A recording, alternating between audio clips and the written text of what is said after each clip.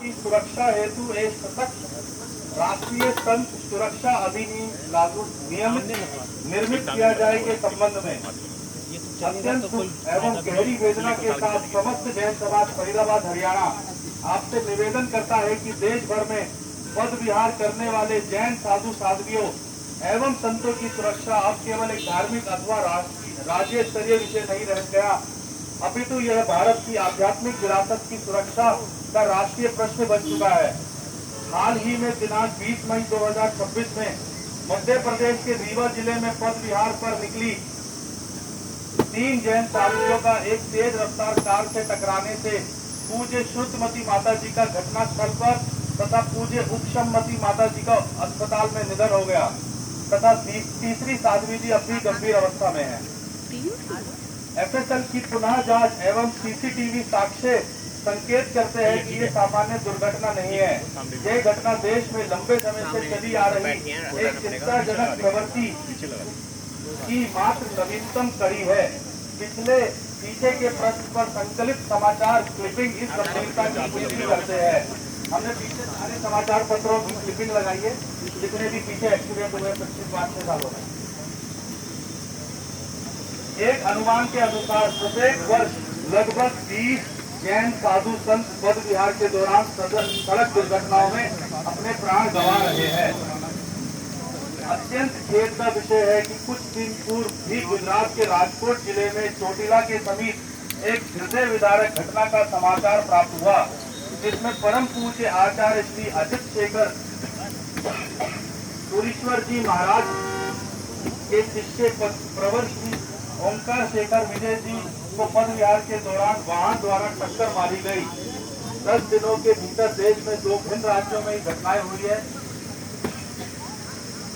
अब किसी विशेष क्षेत्र अथवा सहयोग का विषय नहीं रहा। यह एक चिंताजनक राष्ट्रव्यापी प्रवृत्ति बन चुकी है, जिसके निवारण हेतु अब केवल राज्य स्तरीय निर्देशन पर्याप्त नहीं है, एक ठोस केंद्रीय विधायी हस्तक्षेप अनिवार्य हो गया है। जैन साधु साध्वी एवं संत पूर्णतः निहत्थे अहिंसक एवं पद विहार करने वाले समष्टि होते हैं। वह ना तो किसी प्रकार का वाहन का प्रयोग करते हैं और ना ही आत्मरक्षा का कोई साधन रखते हैं। राज्य दर राज्य अलग अलग निर्देशों के स्थान पर एक समर्पित राष्ट्रीय कानून ही इस वर्ग का प्रभावी सुरक्षा सुनिश्चित कर सकता है। अतः जैन समाज विनम्रता पूर्वक प्रमुख मांगे रखता है। हमारी क्या क्या मांगे हैं सरकार से? भारत सरकार द्वारा एक राष्ट्रीय संघ सुरक्षा अधिनियम नेशनल संघ सुरक्षा एक्ट निर्मित किया जाए, जो पद विहार करने वाले समस्त साधु संतों साध्वियों एवं आर्यताओं को कानूनी संरक्षण प्रदान करे। हम नहीं जाते वहाँ की मम्मी के सारे प्रोग्राम में। उनके विरुद्ध होने वाले अपराधों को एक संवेदनशील श्रेणी स्पेशल सेंसिटिव कैटेगरी में रखे तथा कठोरतम दंड का प्रावधान करे। सभी राज्य सरकारों के लिए राष्ट्रीय गाइडलाइन एसओपी बाध्यकारी बनाई जाए। उपयुक्त के साथ साथ निम्न संबंधित मांगे संसद में रखी जा रही है।